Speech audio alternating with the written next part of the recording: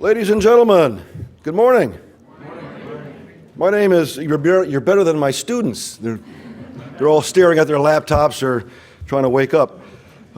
My name is Walter McDougall. I am co-chair of FPRI's History Institute for Teachers.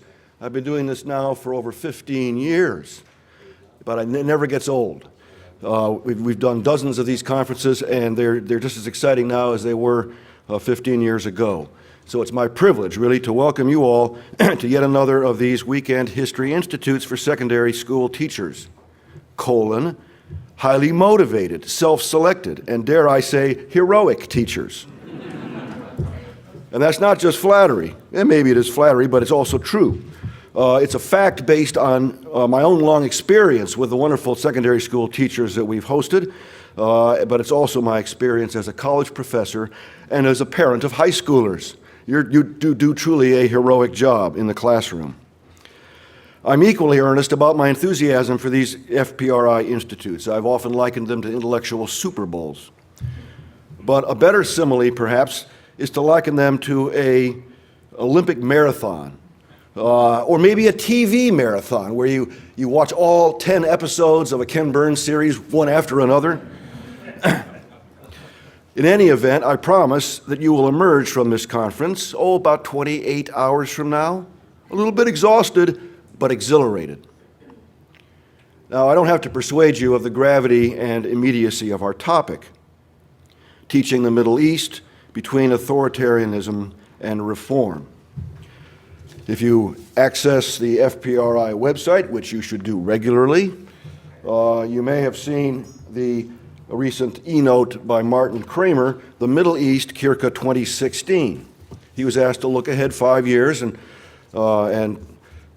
contemplate where we might be in the Middle East in terms of international relations, conflicts, but also, of course, the progress of the Arab Spring. Where is it likely to lead in one country or another? And as Kramer put it in the e-note, the enthusiastic chatter earlier this year about the Arab Spring reminded him of that 1999 best-selling book, Dow 36,000. 1999, of course, that was just less than a year before the first dot-com bubble burst and a decade before our next stock market crash. But back in the spring, it seemed to many pundits, both liberals and neoconservatives, that the popular revolts in the Arab street gave credibility, after all, to the George W. Bush "I have a dream" speech about democratizing the Middle East. Let's face it, Kramer writes, Americans like optimistic scenarios that end with all of us rich and the rest of the world democratic. Unquote. Very well put. But in fact, Kramer argues, a fragile stability has sometimes prevailed in the region, only because an informal and unnatural alliance was held together through American credibility and power. That circle, as he calls it, of unlikely allies included Turkey, Israel, Jordan, Egypt, Saudi Arabia, and the Gulf states. But it's fast cracking up, even as an inner crescent of troublemakers from Iran to Iraq, Syria, Hezbollah, and Hamas grow more assertive.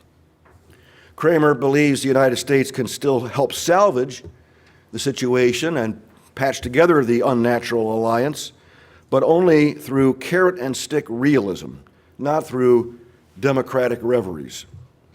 You might not get to Middle East 36,000, he concludes, but you might just prevent a crash.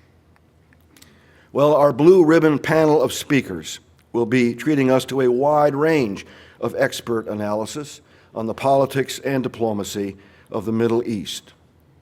So let me conclude by thanking the principals who made this treat, this marathon, this Super Bowl possible, including all the patrons and staff of FPRI, but especially our trustee, Robert Fox, for his generous financial support, and the coordinator of our Middle East program, Tally Helfont, for putting the whole program together.